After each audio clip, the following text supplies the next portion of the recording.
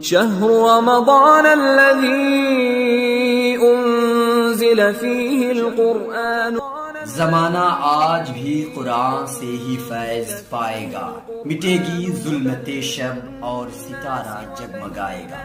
قرآن کریم کامیابی کی شاہ کلید ہے، یہ دائمی منشور اور دستور حیات ہے۔ قرآن کریم کا جہاں پڑھنا اور سننا باعث ثواب ہے، وہیں اسے سمجھنا بھی ضروری ہے۔ تو آئیے ناظرین سنتے ہیں اس ماہ رمضان تفسیر قرآن مولانا مفتی جسیم الدین قاسمی کے ساتھ۔ بسم اللہ الرحمن الرحیم۔ اس سے پہلے 25ویں پارے کی تفسیر بیان ہوئی تھی، اب یہاں سے 26ویں پارے کی ابتدا ہوتی ہے۔ 26ویں پارے کی ابتدا سورہ احقاف سے ہوئی ہے۔ اس سورہ کی آیت نمبر 21 کے اندر اللہ تبارک و تعالی نے قوم عاد کا ذکر کیا ہے، اور قوم عاد جہاں پر آباد تھی وہاں پر ریت کے ٹیلے تھے جنہیں عربی کے اندر احقاف کہا جاتا ہے، اس لیے اس سورت کا نام احقاف ہے۔ اس سورت کے اندر 35 آیتیں ہیں اور یہ مکی سورت ہے۔ اس سورت میں بھی اللہ تبارک و تعالی نے اسلام کے بنیادی عقائد یعنی توحید، رسالت اور آخرت کو دلائل کے ساتھ اللہ نے بیان فرمایا ہے۔ آیت 5 میں ارشاد ہے کہ اس شخص سے بڑا گمراہ کون ہوگا جو اللہ کو چھوڑ کر ان کو پکارتے ہیں جو قیامت کے دن ان کی پکار کا جواب نہیں دیکھ پائیں گے، اور اسی طریقے سے جن کو یہ پکارتے ہیں انہیں اس کی خبر بھی نہیں ہوگی، یعنی یہ لوگ جو اپنے ہاتھوں سے بنائے ہوئے بت، پتھر اور مٹی کے سٹیچوز اور آئیڈلز جو بت ہیں ان کی جو یہ پوجا کرتے ہیں، قیامت کے دن تو انہیں خود بھی خبر نہیں ہوگی کہ یہ ہماری عبادت کرتے تھے، اور آخرت میں جب ان پر سزا نافذ کی جائے گی تو یہ مدد کو پکاریں گے تو یہ لوگ ان کی پکار کا جواب نہیں دے پائیں گے۔ کیسے گمراہ اور بیوقوف لوگ ہیں جو ایسی چیزوں کو اپنا معبود بنائے ہوئے ہیں۔ اس کے بعد آیت 13 کے اندر ارشاد ہے، یقیناً جن لوگوں نے یہ کہہ دیا کہ ہمارا پروردگار اللہ ہے اور پھر وہ ثابت قدم رہے تو ان پر کوئی خوف طاری نہ ہوگا اور نہ ہی وہ غمگین ہوں گے۔ یعنی جو لوگ ایمان لانے کے بعد ایمان پر ڈٹے رہے، جمے رہے، تو آخرت میں ان پر کوئی خوف نہیں ہوگا، بلکہ انہیں تو بہترین بدلے سے نوازا جائے گا۔ ایمان پر ثابت قدم رہنے کا مطلب یہ ہے کہ ایمان لانے کے بعد زندگی کے آخری لمحے تک ایمان پر قائم رہے، اور یہ بھی کہ اسلام کے تقاضے پر مرتے دم تک قائم رہے۔ اس کے بعد اللہ تبارک و تعالی نے آیت 15 کے اندر یہ فرمایا، یہ تعلیم دی کہ والدین کے ساتھ ہر حال میں حسن سلوک کرنا چاہیے، چاہے وہ کافر ہو یا مشرک ہو، لیکن گناہ کے کاموں میں، شرک اور کفر کے کاموں میں ان کی اطاعت نہیں کی جائے گی، ان کی بات نہیں مانی جائے گی۔ جہاں پر اللہ کا حکم ٹوٹ رہا ہو، اگر وہ بت پرستی کا حکم دے تو وہاں پر ان کی بات نہیں مانی جائے گی۔ اسی طریقے سے یہ فرمایا گیا آگے کہ 30 مہینے مدت ہے یہ دودھ چھڑانے اور اسی طریقے سے حمل کی، یعنی ان دونوں کی مشترکہ مدت جو ہے وہ 30 مہینے ہے، جن میں سے 6 مہینے یہ حمل کی مدت ہے اور 24 مہینے یعنی 2 سال یہ دودھ پلانے کی مدت ہے۔ اس لیے اگر کسی عورت کا کسی مرد سے نکاح ہوا اور 6 مہینے کے اندر اس سے کم میں اگر بچہ پیدا ہو گیا تو اس بچے کا نسب اس مرد سے نہیں ثابت ہوگا، یہ سمجھا جائے گا کہ یہ بچہ جو ہے اس مرد کا نہیں ہے، اس لیے کہ 6 مہینے سے پہلے زندہ بچے کی پیدائش ممکن نہیں۔ اور دودھ پلانے کی مدت 2.5 سال ہے۔ امام ابو حنیفہ رحمۃ اللہ علیہ کے نزدیک کچھ دوسرے دلائل کی بنیاد پر لیکن اس آیت کے اندر جیسا یہ کہا گیا کہ 2 سال تک دودھ پلانا چاہیے، لہذا 2 سال میں بچوں کو دودھ چھوڑا ہی دینا چاہیے۔ کوئی بچہ زیادہ پریشان کرے تو مجبوری میں 2.5 سال تک دودھ پلانے کی اجازت ہے۔ اس کے بعد جنات کے گروہ قرآن سن کر جو متاثر ہوئے اس کا ذکر ہے آیت 29 کے اندر۔ رسول اللہ صلی اللہ علیہ وسلم جب اللہ کے دین کی دعوت کو لے کر طائف گئے ہیں اور طائف والوں نے آپ کو ستایا ہے، اور پھر وہاں سے آپ واپس جب ہوئے ہیں تو مقام نخلا پر آپ نے قیام کیا ہے، اور وہاں پر فجر کی نماز میں جب آپ نے تلاوت شروع کی ہے تو رسول اللہ صلی اللہ علیہ وسلم کی آواز میں آپ کے ذریعے تلاوت کردہ آیت اور قرآن کا کیا اثر ہوگا ہم خود ہی اندازہ لگا سکتے ہیں۔ چنانچہ جنات کا گروہ جب وہاں سے گزرا ہے تو وہ لوگ رک گئے ہیں اور غور سے سننے لگے ہیں، ایک دوسرے سے یہ کہنے لگیں کہ چپ رہو، غور سے سنو، اور سننے کے بعد وہ لوگ بے حد متاثر ہو کر وہاں سے گئے ہیں اور پھر اپنی قوم میں جا کر حق کے داعی بن گئے ہیں۔ اس کے علاوہ بھی مختلف مقامات پر اور مختلف مواقع پر رسول اللہ صلی اللہ علیہ وسلم سے یہ لوگ یعنی جنات آ کر ملے ہیں، اور رسول اللہ صلی اللہ علیہ وسلم نے تبلیغ اور تعلیم کا فریضہ انجام دیا ہے۔ رسول اللہ صلی اللہ علیہ وسلم جس طریقے سے انسانوں کے نبی تھے، اسی طریقے سے آپ کو جناتوں کا بھی نبی بنا کر بھیجا گیا تھا۔ حضرت عبداللہ ابن مسعود رضی اللہ تعالیٰ عنہ بھی رسول اللہ صلی اللہ علیہ وسلم کے ساتھ رہے ہیں بعض راتوں میں جب جنات رسول اللہ صلی اللہ علیہ وسلم کے پاس آئے ہیں۔ جناتوں کے ایمان قبول کرنے کا تفصیلی واقعہ آگے سورہ جن کے اندر بھی مذکور ہے۔ اس کے بعد سورہ محمد شروع ہوتی ہے، یہ سورہ مدنی ہے اور اس میں 38 آیتیں ہیں۔ یہ سورہ جنگ بدر کے بعد نازل ہوئی ہے۔ جنگ بدر میں جب کفار کی شکست ہوئی تو وہ لوگ بہت چڑھے ہوئے تھے اور طرح طرح سے پلاننگ کر رہے تھے کہ کس طریقے سے مسلمانوں کا خاتمہ کر دیا جائے اس دنیا سے، اور کس طریقے سے منظم ہو کر مدینہ پہ حملہ کر کے مسلمانوں کو نیست و نابود کر دیا جائے۔ اللہ تبارک و تعالیٰ نے اس سورت کے اندر مسلمانوں کو جہاد کرنے اور اس کی ترغیب دی ہے، اور جہاد کی فضیلت بھی بیان کی گئی ہے کہ جہاد کا جو مقصد ہے وہ دنیا سے ظلم کو ختم کرنا اور مظلوم کو حق دلانا ہے۔ چنانچہ آیت 22 میں اللہ فرماتے ہیں کہ اگر تم جہاد سے منہ موڑو گے تو دنیا میں فساد پھیلے گا، اور اللہ کے احکام سے روگردانی کے نتیجے میں ظلم اور انصاف کا دورہ ہوگا، جس کی ایک شکل یہ ہے کہ رشتہ داریوں کے حقوق پامال ہوں گے۔ اللہ تبارک و تعالیٰ نے یہ پیغام دیا ہے آیت 22 میں۔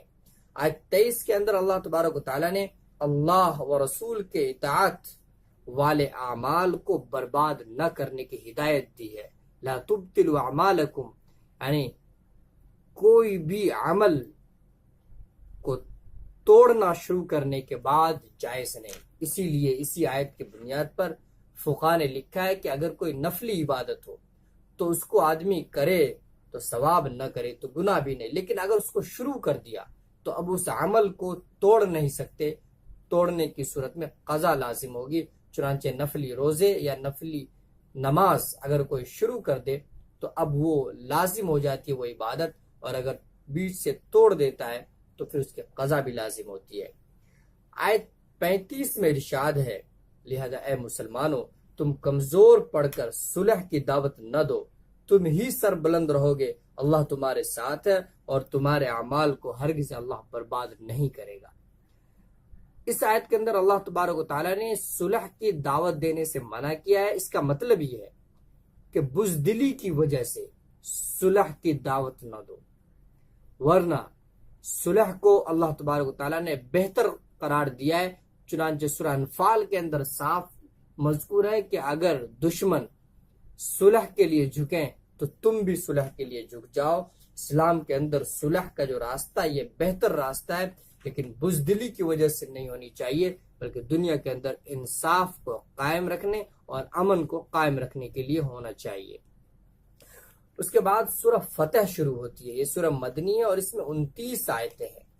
یہ سورہ صلح حدیبیہ کے موقع پر نازل ہوئی، جس کا واقعہ مختصراً یہ ہے کہ ہجرت کے 6 سال میں سن 6 ہجری کے اندر رسول اللہ صلی اللہ علیہ وسلم نے خواب دیکھا کہ آپ کچھ صحابہ کے ساتھ حرم شریف میں داخل ہو رہے ہیں۔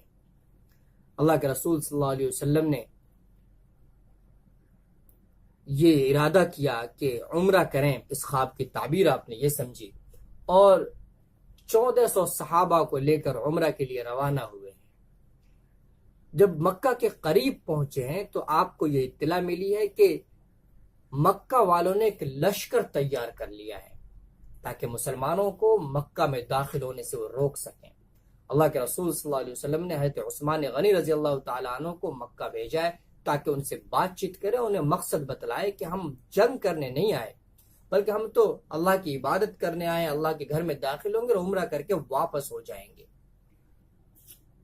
ادھر رسول اللہ صلی اللہ علیہ وسلم کو ایسی خبر ملی، ایسی افواہ پھیلائی گئی کہ رسول اللہ صلی اللہ علیہ وسلم کو اطلاع ملی کہ حضرت عثمان غنی رضی اللہ تعالیٰ عنہ کو کفار نے شہید کر دیا ہے۔ اس وقت رسول اللہ صلی اللہ علیہ وسلم نے صحابہ کو بلایا اور ان سے یہ بیعت لی کہ اگر یہ کفار مسلمانوں پر حملہ آور ہوں گے تو ہم ان کے خلاف اپنی جان کی قربانی دینے کا عہد کرتے ہیں۔ چنانچہ ان سے بیعت لیا گیا، اسے بیعت رضوان کہا جاتا ہے۔ ان کے ہاتھوں کو اپنے ہاتھ میں لے کر رسول اللہ صلی اللہ علیہ وسلم نے یہ وعدہ لیا ہے۔ اس کے بعد اللہ کے رسول صلی اللہ علیہ وسلم نے قبیلہ بنی خزاعہ کے سردار کا سہارا لیا ہے اور ان کو واسطہ بنا کر مکہ والوں تک یہ پیغام بھجوایا ہے کہ اگر وہ صلح اور امن کے لیے صلح کرنا چاہے، امن کا معاہدہ کرنا چاہیں تو رسول اللہ صلی اللہ علیہ وسلم تیار ہے۔ چنانچہ ان لوگوں نے اپنے نمائندوں کو بھیجا ہے، مکہ والوں نے ان کے ایلچی آئے ہیں، اور اس طریقے سے آخر میں یہ طے ہو گیا کہ ایک معاہدہ ہو جائے۔ چنانچہ آئندہ 10 سال کے لیے قریش نے جنگ بندی، سیز فائر کا معاہدہ کیا ہے رسول اللہ صلی اللہ علیہ وسلم کے ساتھ۔ اسی کو صلح حدیبیہ کہا جاتا ہے۔ اس صلح نامے میں کفار نے ایک شرط یہ بھی رکھی تھی کہ اگر مکہ کا کوئی شخص مدینہ چلا جائے تو مدینے والوں پر یعنی مسلمانوں پر لازم ہوگا کہ اس کو واپس کرے، لیکن اگر کوئی مدینے کا شخص مکہ آ جائے تو مکے والوں پر یہ لازم نہیں ہوگا کہ اس کو واپس کرے۔ ظاہر سی بات ہے کہ یہ جو شرط تھی یہ بظاہر ایسی تھی کہ مسلمانوں نے دب کر اس کو قبول کیا۔ مسلمان صحابہ جو تھے رسول اللہ صلی اللہ علیہ وسلم کے ناراض تھے کہ جب ہم حق پر ہیں تو کیوں ہم دب کر صلح کریں، لیکن اللہ کے رسول صلی اللہ علیہ وسلم نے اس کو منظور کر لیا۔ اللہ کی طرف سے یہی حکم تھا، اور دراصل یہ صلح حدیبیہ جو ہے یہ ایک فتح عظیم ہے۔ اس صلح ہو جانے کے بعد جو کفار تھے وہ مسلمانوں کے یہاں نہیں آتے تھے، ڈرتے تھے، اس طرح سے مسلمان بھی ان کے ساتھ مل جل کر نہیں رہ پاتے تھے، ان کے یہاں نہیں آ جا پاتے تھے۔ اب اس معاہدہ ہونے کے بعد ایک دوسرے سے ملنے جلنے لگے، آنے جانے لگے، اور اس طریقے سے لوگوں کو اسلام کی تعلیمات کو سمجھنے اور مسلمانوں کے اعلیٰ اخلاق کو دیکھنے کا موقع ملا، اور ان تعلیمات سے متاثر ہو کر رسول اللہ صلی اللہ علیہ وسلم کے اعلیٰ اخلاق و تعلیمات کو دیکھ کر متاثر ہو کر بڑی تعداد میں لوگ آہستہ آہستہ اسلام کے اندر داخل ہونے لگے۔ اس کے بعد 2 سال تک یہ معاہدہ تو باقی رہا۔ اس کے بعد کفار مکہ نے اس صلح نامے کی خلاف ورزی کی ہے، تو رسول اللہ صلی اللہ علیہ وسلم نے ان کو یہ خبر بھجوائی ہے کہ ان لوگوں نے جو معاہدے کی خلاف ورزی کی ہے اس کی تلافی کریں، اور تلافی اگر نہیں کرتے تو اس معاہدے کو ختم کریں۔ قریش نے اس وقت غرور میں آ کر کوئی بھی بات نہیں مانی، جس کی وجہ سے رسول اللہ صلی اللہ علیہ وسلم نے ان کو یہ پیغام بھجوا دیا کہ آج سے ہمارا معاہدہ ختم ہے۔ اسلام کے اندر معاہدے کی خلاف ورزی کو قطعاً منع کیا گیا ہے۔ ہاں، اگر دشمن سے اندیشہ ہو کہ وہ خلاف ورزی کر کے دھوکہ دے سکتے ہیں تو اس وقت اس بات کی اجازت ہے کہ باضابطہ طور پر اس معاہدے کو ختم کرنے کا اعلان کر دیا جائے، اور اس کے بعد اگر دشمنی پر آمادہ ہو تو پھر اس کو سزا بھی دی جائے، اس کا دشمنی پر آمادہ ہو تو اس کو سزا بھی دی جائے اور ان سے بدلہ بھی لیا جائے۔ اس کے بعد سن 8 ہجری کے اندر رسول اللہ صلی اللہ علیہ وسلم نے مکے کی طرف پیش قدمی فرمائی ہے۔ اس وقت قریش کا غرور ٹوٹ چکا تھا اور بغیر کسی خاص خوریزی کے آپ صلی اللہ علیہ وسلم مکہ کے اندر فاتح بن کر داخل ہو گئے ہیں، اور مکہ والوں نے شہر رسول اللہ صلی اللہ علیہ وسلم کے حوالے کر دیا ہے۔ سورہ فتح میں صلح حدیبیہ کے مختلف واقعات کا حوالہ دیا گیا ہے، چنانچہ آیت 24 میں بھی اسی کی طرف اشارہ ہے، اور آیت 21 میں غزوہ حنین کی خوشخبری دی گئی ہے۔ آیت 24 میں اس طرف اشارہ ہے کہ حضرت عثمان غنی رضی اللہ تعالی عنہ مکہ مکرمہ جب پہنچے ہیں تو قریش کے لوگوں کو صلح کا پیغام وہ دے ہی رہے تھے کہ ہمارا کام ہم صرف اس لیے ہے کہ عمرہ کرنا چاہتے ہیں۔ اسی بیچ میں کفار نے یہ پلان بنایا خفیہ طور پہ کہ 50 لوگوں کو بھیجا کہ کس طریقے سے وہ جائیں اور رسول اللہ صلی اللہ علیہ وسلم کو شہید کر دیں۔ صحابہ نے ان 50 کے 50 لوگوں کو گرفتار کر لیا۔ ادھر ان لوگوں کو جب گرفتار کر لیا تو مکہ والوں کو اس کی اطلاع مل گئی۔ مکہ والوں نے حضرت عثمان غنی رضی اللہ تعالی عنہ اور ان کے ساتھیوں کو روک لیا۔ اس وقت اگر مسلمان ان 50 آدمیوں کو قتل کر دیتے تو جواب میں قریش کے لوگ بھی حضرت عثمان غنی رضی اللہ تعالی عنہ اور ان کے ساتھیوں کو قتل کر سکتے تھے، اور پھر مکمل جنگ چھڑ جاتی۔ اللہ تعالیٰ نے مسلمانوں کے دلوں میں یہ بات ڈال دی کہ وہ ان کو قیدی بنا کر رکھے رہیں، قتل نہ کریں۔ دوسری طرف قریش کے دلوں میں مسلمانوں کا رعب ڈال دیا اور وہ حضرت عثمان غنی رضی اللہ تعالیٰ عنہ کو کوئی نقصان نہ پہنچا سکے۔ تو صلح حدیبیہ سے متعلق اس طرح کے واقعات کا ذکر اس سورہ یعنی سورہ فتح کے اندر ہے۔ اس کے بعد سورہ حجرات شروع ہوتی ہے۔ یہ سورہ مکی ہے اور اس میں 18 آیتیں ہیں۔ اس سورت کے بنیادی طور پر 2 موضوع ہیں۔ ایک موضوع تو یہ ہے کہ رسول اللہ صلی اللہ علیہ وسلم کا مکمل احترام ہر حالت میں مسلمانوں پر لازم ہے۔ دوسرا موضوع اس سورت کا یہ ہے کہ اس سورت کے اندر ایسے عظیم اخلاقی اصول بتلائے گئے ہیں کہ جن کی رعایت اگر کی جائے تو معاشرے کے اندر محبت اور اخوت کا ماحول پیدا ہوگا، لوگ ایک دوسرے کے ساتھ محبت کے ساتھ رہ سکیں گے۔ اس سورت کی ابتدائی آیتوں میں جو حکم اللہ تبارک و تعالی نے دیا ہے اس کا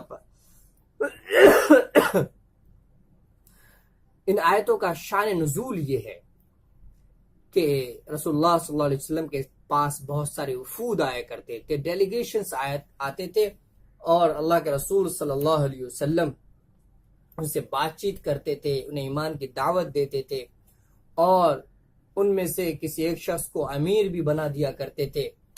تو ایک مرتبہ ایک قبیلہ تمیم آیا، اور رسول اللہ صلی اللہ علیہ وسلم نے اب تک ان کے بارے میں کوئی فیصلہ نہیں کیا تھا کہ کس کو امیر بنانا ہے، کس کو امیر نہیں بنانا ہے۔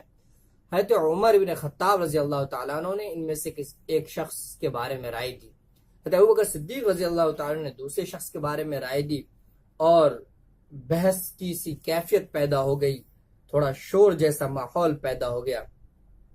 رسول اللہ صلی اللہ علیہ وسلم کو ناگوار لگا، اللہ تبارک و تعالیٰ نے بھی ان کے اس عمل کو ناپسند کیا، اور یہ ہدایت دی گئی کہ جن معاملات کا فیصلہ حضور صلی اللہ علیہ وسلم کو کرنا ہو اور آپ صلی اللہ علیہ وسلم نے ان کے بارے میں کوئی مشورہ بھی طلب نہیں کیا ہو، تو ان معاملات میں خود سے رائے نہیں قائم کر لینا چاہیے، نہ ہی مشورہ دینا چاہیے، اور پھر اصرار بھی نہیں کرنی چاہیے اپنی رائے پر، اور ان کی موجودگی میں بحث وغیرہ سے بھی گریز کرنا چاہیے، یہ تعلیمات دی گئی ہے۔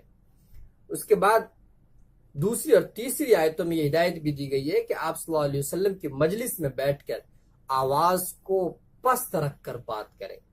یہ وہ اخلاقی اصول ہیں جو ہمیشہ انسان کو خیال رکھنا چاہیے کہ جب بھی کسی بڑوں کی مجلس میں ہو تو پست آواز میں اور مکمل طور پر مجلس کے آداب کا لحاظ رکھتے ہوئے بات کرنا چاہیے۔ اس کے بعد آیت 6 میں یہ ہدایت دی گئی ہے کہ اگر کوئی فاسق کوئی خبر لے کر آئے تو بغیر تحقیق کے اس پر یقین مت کرو اور اس کا رد عمل ظاہر نہ کرو اس پر۔ اس آیت کے اندر یہ کہا گیا کہ کوئی فاسق خبر لے کر آئے تو یہ حکم ہے، لیکن اگر کوئی خبر کوئی فاجر لے کر آئے، بلکہ کوئی کافر شخص کوئی خبر لے کر آئے، اس سے بڑھ کر کوئی دشمن اسلام کافر اگر کوئی خبر ہم تک پہنچائے تو پھر اس وقت ہمارا کیا رویہ ہونا چاہیے ہم خود سمجھ سکتے ہیں کہ ایک دم سے ان کی باتوں کو سن کر ریئیکشن کرنا نہ شروع کر دیں، بلکہ اس کی تحقیق کریں۔ آج کا جو میڈیا ہے وہ زیادہ تر جو ہے وہ دشمنان اسلام ہے، اسلام کے خلاف سازشیں کرتے رہتے ہیں۔ ان کے ذریعے سے اگر کوئی خاص طور پہ خبر ہم تک پہنچے تو ایک دم سے ریئیکشن کرنا نہ شروع کر دیں۔ جن لوگوں کے خلاف خبریں دی گئی ہے ان کے خلاف بیان بازی کا سلسلہ نہ شروع کر دیں، بلکہ ہم ان خبروں کی تحقیق کر لیں۔ قرآن کہتا ہے کہ اگر تم نے بغیر تحقیق کے اس پہ رد عمل شروع کر دیا تو پھر تمہیں ندامت اور شرمندگی کا سامنا کرنا پڑ سکتا ہے۔ اس کے بعد آیت 9 میں یہ حکم دیا گیا کہ اگر مسلمانوں کے دو گروہوں کے اندر اختلاف پیدا ہو جائے، لڑائی ہو جائے تو صلح کرانے کی کوشش کرو، اور اگر ان میں سے کوئی ظالم ہے اور دوسرا مظلوم ہے، صلح کے لیے بھی تیار نہیں ہے، تو جو ظالم ہے ان سے ظلم کا بدلہ لو اور مظلوم کو حق دلاؤ۔ آیت 10 میں یہ ارشاد ہے، حقیقت تو یہ ہے کہ تمام مسلمان بھائی بھائی ہیں، اس لیے اپنے دو بھائیوں کے درمیان اچھے تعلقات بناؤ، اللہ سے ڈرو تاکہ تمہارے ساتھ رحمت کا معاملہ کیا جائے۔ آیت 11 میں اخلاقی اصول ایک یہ دیا گیا کہ کسی کا مذاق مت اڑاؤ۔ مذاق جو ہے وہ انسان کے دل جوئی کے لیے، دل شکنی کے لیے نہیں۔ اگر ہم کسی سے مذاق کرتے ہیں اور ان کو اچھا لگتا ہے، یہ لگتا ہے کہ مجھ سے محبت کرتے ہیں اس لیے مذاق کر رہے ہیں، تو کوئی حرج نہیں۔ رسول اللہ صلی اللہ علیہ وسلم بھی مذاق کیا کرتے تھے، لیکن اگر اس مذاق کی وجہ سے ان کو تکلیف ہوتی ہے، ان کو ہرٹ ہوتا ہے، تو پھر ایسا مذاق کرنا قرآن کریم کی اس آیت کے روح سے ناجائز ہوگا۔ اس کے بعد اللہ نے یہ فرمایا کہ کسی کا برا نام مت رکھو، کہ کوئی کسی کے سر میں بال نہیں ہے تو اس کو ٹکلا کہنا شروع کر دیا، کوئی چھوٹے قد کا اس کو بٹلا کہنا شروع کر دیا۔ اس طریقے کے نام جن سے ان کی بے عزتی ہوتی ہو، ایسے نام کسی کا بھی رکھنا کسی کو تکلیف دینے کے لیے اور کسی کو گری ہوئی نظر سے دیکھنے کے لیے، تو یہ سخت منع، ناجائز اور حرام ہے۔ اس کے بعد اس طریقے سے کسی کو تانا بھی مت دو، کسی کو تانا دینے کی بھی سخت مذمت آئی ہے۔ آیت 12 میں اللہ نے فرمایا کہ کسی سے بدگمانی مت رکھو، اس لیے کہ بہت سارے گمان جو ہوتے ہیں وہ گناہ ہوتے ہیں۔ کسی کے عیب کی تلاش میں مت لگو، اسی طریقے سے کسی کی غیبت مت کرو۔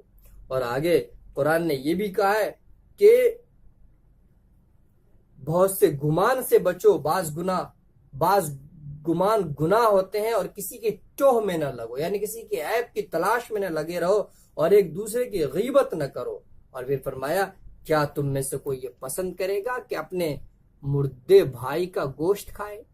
یعنی جس طریقے سے کسی مردے بھائی کا گوشت کھانا ناپسندیدہ ہے، اسی طریقے سے کسی کی برائی کرنا اور کسی کے عیب کی تلاش میں لگے رہنا یہ بھی اتنا ہی برا عمل ہے۔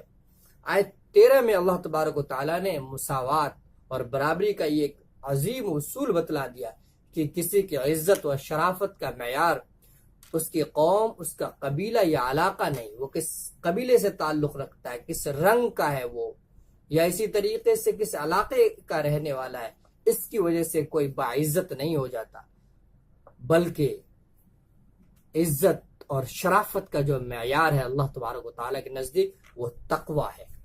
جس کے اندر اللہ کا خوف جتنا زیادہ ہوگا، جو اللہ کے احکام پر جتنا زیادہ عمل کرنے والا ہوگا، اللہ کے نزدیک وہ اتنا ہی معزز ہے.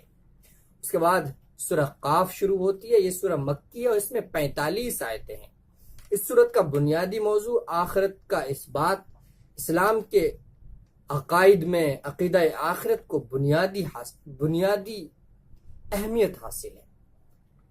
جس شخص کا عقیدہ آخرت پر جتنا قوی اور مضبوط ہوگا، وہ اتنا ہی زیادہ اللہ سے ڈرنے والا ہوگا اور احکام خداوندی کی پابندی کرنے والا ہوگا. سورہ قاف کی یہ بھی ایک خصوصیت ہے کہ حضور صلی اللہ علیہ وسلم بکثرت فجر اور جمعہ کی نمازوں میں اس سورت کی تلاوت فرمایا کرتے تھے. اس سورت کی آیت نمبر 17 میں یہ ارشاد فرمایا گیا کہ اللہ نے انسان کے تمام اچھے برے کاموں کو ریکارڈ کرنے کے لیے 2 فرشتے مقرر کیے ہیں. اسی طریقے سے آگے یہ فرمایا کہ 2 اس کے علاوہ اور فرشتے ان کے ساتھ حشر کے میدان میں یعنی قیامت کے بعد ان کے ساتھ لگائے جائیں گے. ان میں سے ایک تو اس کو حشر کی میدان میں لے جائے گا اور دوسرا جو وہ ہوگا وہ حساب و کتاب کے وقت ان کے اعمال کی گواہی دے گا. اس کے بعد سورہ زاریات شروع ہوتی ہے. یہ سورہ مکی اور اس میں 60 آیتیں ہیں. اس سورت کا بھی بنیادی موضوع اسلام کے بنیادی عقائد کی تعلیم اور خاص طور پر آخرت کی زندگی، جنت اور دوزخ کے حالات اور پچھلی قوموں کے عبرتناک انجام کا نہایت فصیح و بلیغ اور انتہائی مؤثر انداز میں اللہ تبارک و تعالیٰ نے ان چیزوں کا تذکرہ کیا ہے. اللہ تبارک و تعالیٰ ہمیں قرآن کریم کو سمجھنے اور اس پر عمل کرنے کی توفیق عطا فرمائے. حب سنت یا الہی حب قرآن دے مجھے، نعمت دارائن عالمی نور ایمان دے مجھے. کام میرا زندگی بھر خدمت قرآن ہو، فہم قرآن دے الہی نور عرفان دے مجھے. ناظرین، تفسیر قرآن کا یہ پروگرام آپ سن رہے تھے ملت ٹائمز کے یوٹیوب چینل پر. روزانہ تراویح میں پڑھے جانے والے قرآن کی مختصر تفسیر آپ سے بیان کر رہے ہیں مرکز المعارف ایجوکیشن ریسرچ سینٹر کے استاذ مولانا مفتی جسیم الدین قاسمی. آپ سے درخواست ہے کہ ہمارا یوٹیوب چینل سبسکرائب کریں اور دوسروں تک اس ویڈیو کا لنک شیئر کریں.